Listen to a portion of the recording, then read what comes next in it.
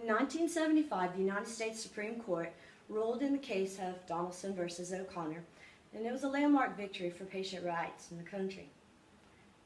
At that time, many people were being held against their will in psychiatric hospitals across the country.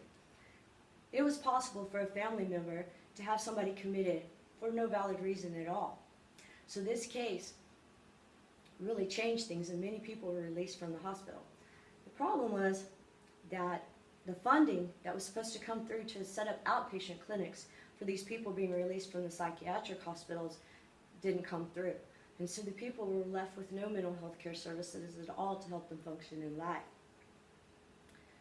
The wording of the Donaldson decision was a little bit unclear, as if someone was capable of living safely and freely in the world, then they can't be held if they're not violent. But the problem is defining exactly what safely and freely and capable is, and today it's seen as at the point of death. There are an alarming number of mentally ill people in the United States. Newsweek estimates that 1 in 4 people suffers from a serious mental disorder. However, some people think it's higher than that. The Center for Disease Control puts it at 25%. In 2011, the Center for Disease Control said that there were 9.3 million adults in the United States that had severe, pervasive, and persistent mental health disorders that would be in need of treatment. But of course, only 62% of these people ever get treatment, and these issues can become much worse and problematic without help. We need to reinvigorate the mental health care system so that we can provide mental health care services to everyone at all income levels. Currently, the wealthy consume most of the services. It's the pay-as-you-go system. The insurance coverage has lagged behind, and so, particularly in the mental health area, and so many therapists drawn to private practice can charge as much as $400 an hour, and the more lucrative field tends to draw them away, so we are understaffed also, many of the agencies and the hospitals. CPS has raised salaries several times and still can't find qualified applicants to fill the positions. Let's look at how we got into this predicament, beginning with the Donaldson case in 1975.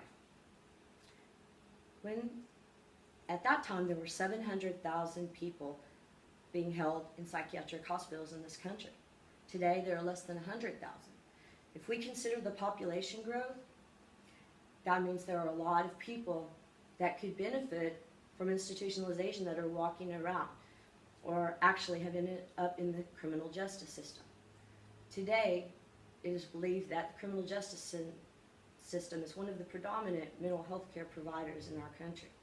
And the jails, the criminal justice system, the prisons, they are overburdened, and they cannot provide the kind of therapy and treatment that these people need to get better. So we need to reinvigorate the system and find a better way to deliver service to all people.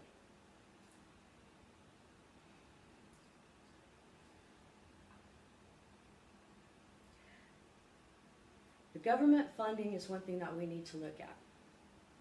It's very important. With Obamacare, they're thinking that a lot of people could lose their coverage as far as mental health care if this was repealed, and that would be a dangerous thing. We need to have more services for people rather than less. Second thing, a study showing underserved population of older people and minorities really benefited from well-being interventions and community-enhanced interventions. So a combination of the funding from the government and the community outreach seems to be a good approach to take to reach all the people in the community. The problem that we have also is the qualified people to work in the field. And a lot of times the education can be a problem because it takes a master or even a doctorate level to be successful in the field. With the rising cost of education, that is problematic for some people.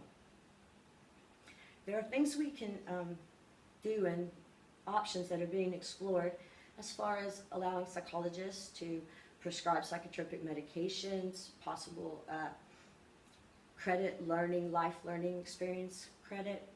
Many of these things could help to put more people in these roles so that they could reach out and help people in need with mental health issues. Conclusion.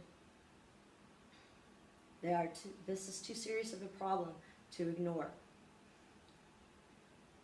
We need to make changes. Shouldn't be locking people in jail who need help. We have to explore every option to provide more service to more people.